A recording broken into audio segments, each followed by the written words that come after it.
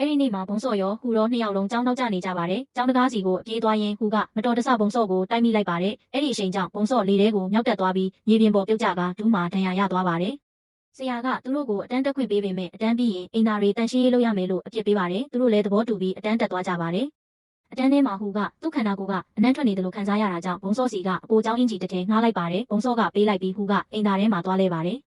ဒီအချိန်မှာဂန်ဟွန်ကဟူအိမ်သာဘက်သွားတာကိုတိတ်တဆိတ်လိုက်ကြည့်နေပါတယ်။တစ်ဖက်မှာလည်းဘန်ကီစု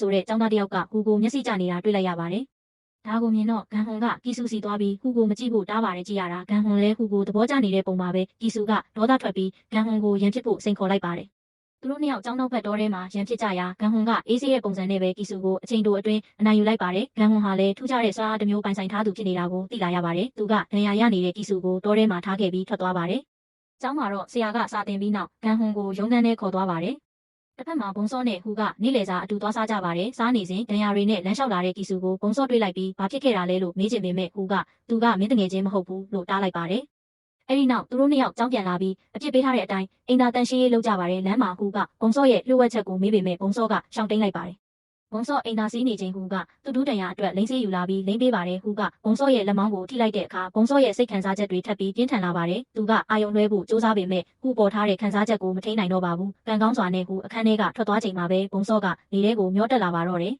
တစ်ဖက်မှာတော့စားတောက်ဆိုင်မှာမစ္စလီအန်ကဖောက်တယ်တွေအမြဲများနေလို့အလုပ်ရှုပ်နေပါတယ်ဟူရဲ့အဖေဂျန်ဂျွန်